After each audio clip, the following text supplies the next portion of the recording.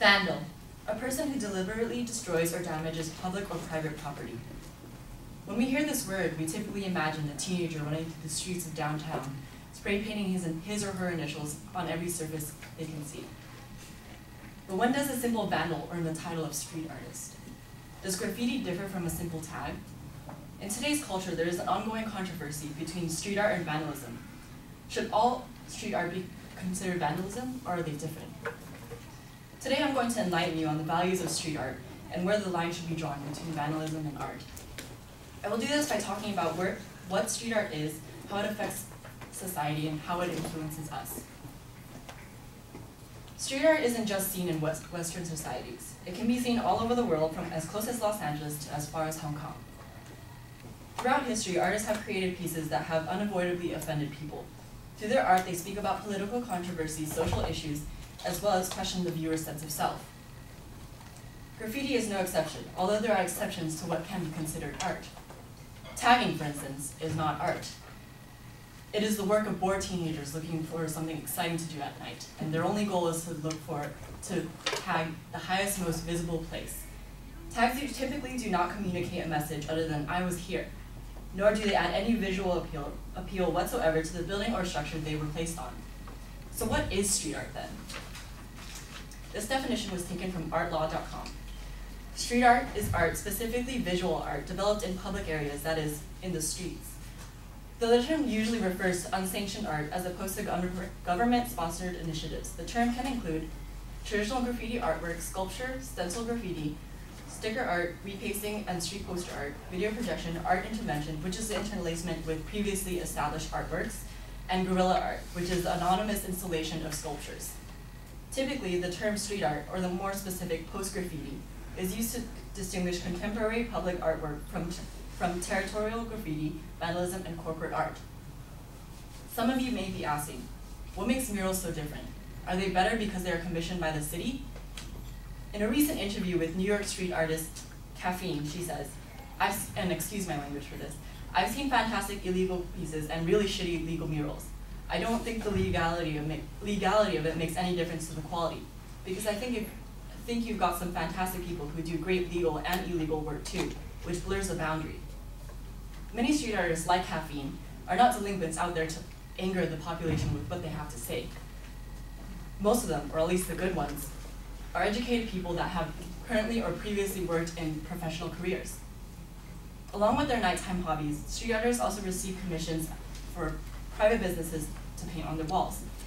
One big example is Town Gas, which is the biggest distributor of natural gas in Hong Kong. They commissioned the art team Graphic Airlines to create pieces for the 150th anniversary. Some people may ask, if street artists pride their work, why do they hide behind fake names and do their work with the cover of Nightfall? Well, as most of you know, uncommissioned work on a public or private property is illegal. In New York City, penalties can go up to a $29,000 fine, as well as 2 years imprisonment.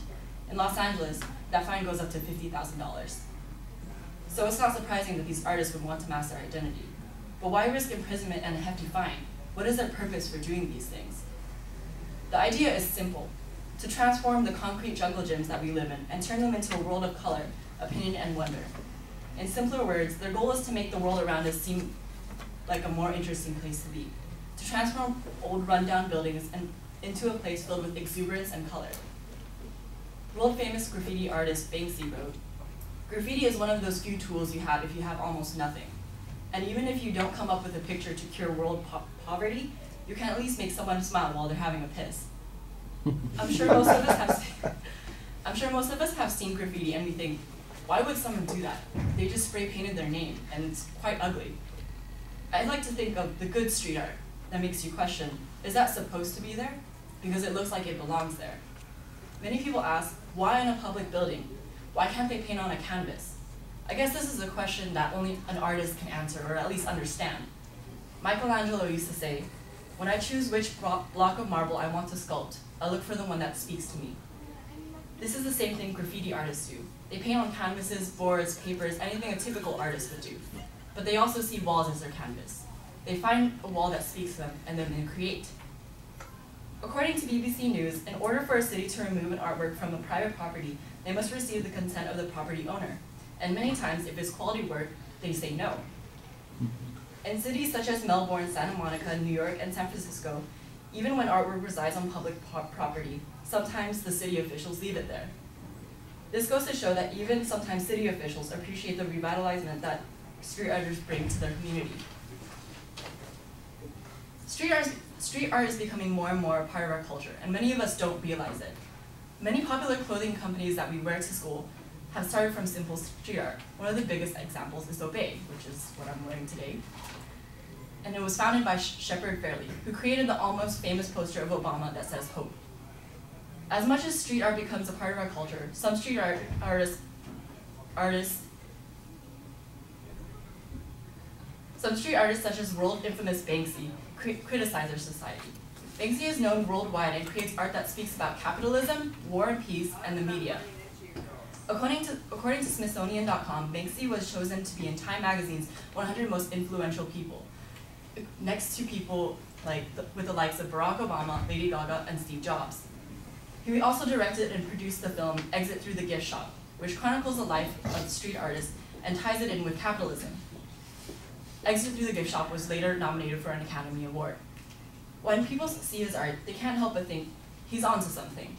And today his work is taken off the street walls and displayed in museums such as MoCA, and are sold for hundreds of thousands of dollars and bought by the likes of Angelina Jolie and Brad Pitt. Although his work is sold for fortunes, he prefers for them to remain on the streets so they can be seen by everybody. Other than decorating buildings around us, some street art aims to provoke thought about ourselves. An example of this is seen in the plastering of Obey stickers all over downtown Los Angeles in the 90s. These stickers were meant for you to see them and introspect what they could mean.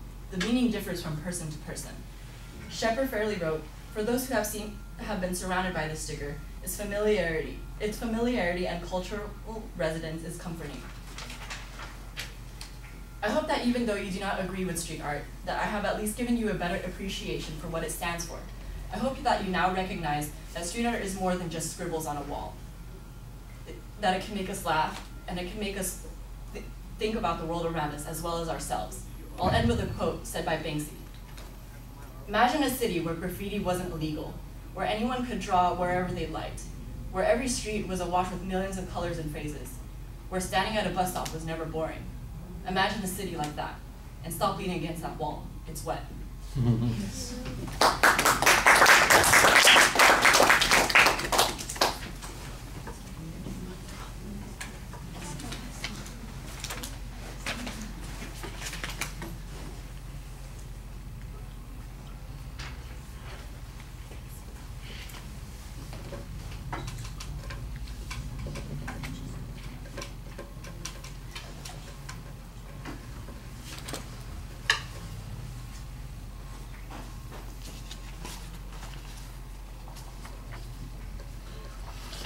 Kat, share your thoughts with us, please.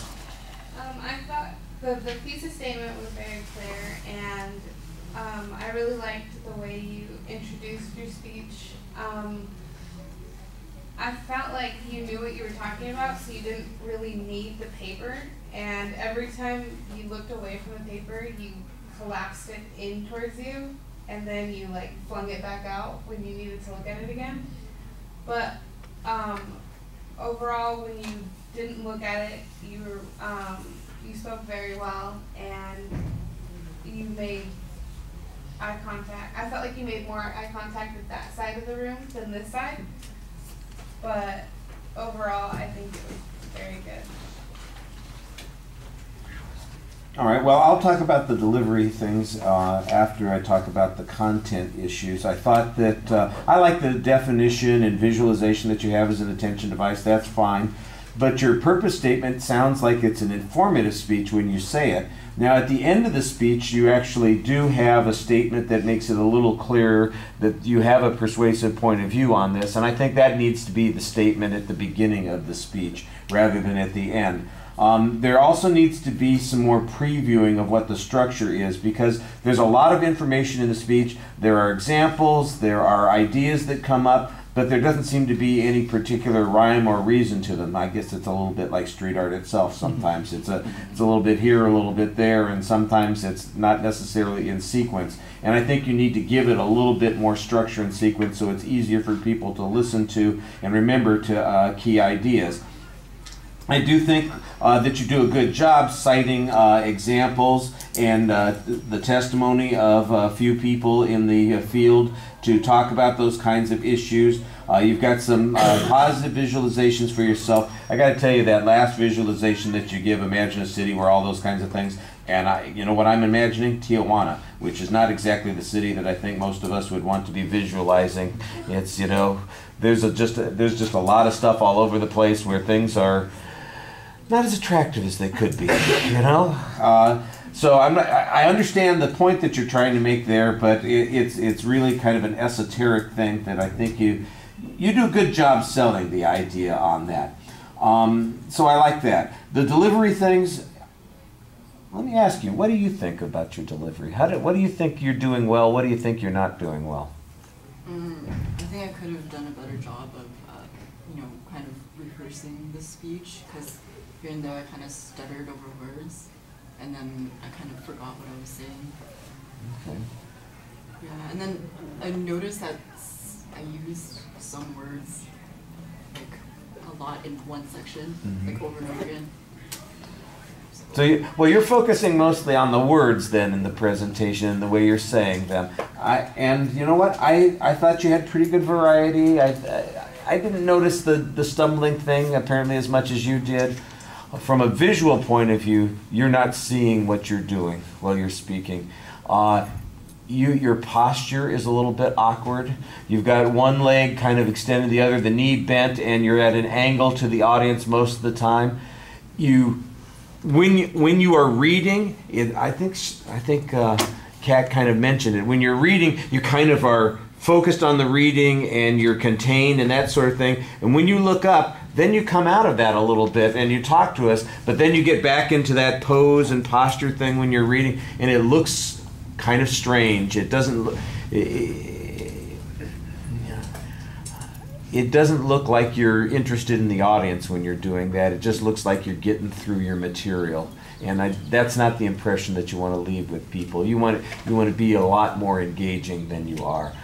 Like I said, the vocal things, you picked out a couple things that are bothering you. I didn't think they bothered me as much. It was the other stuff that was a little bit problematic. And the pages, because you got those big pages and you're flipping through the pages while you're speaking, that's another one of those things that takes you out of the speech. It's like I'm watching a poetry reading as opposed to listening to somebody who is passionate about their subject. And I think you want to give that other impression. All right. Thank you.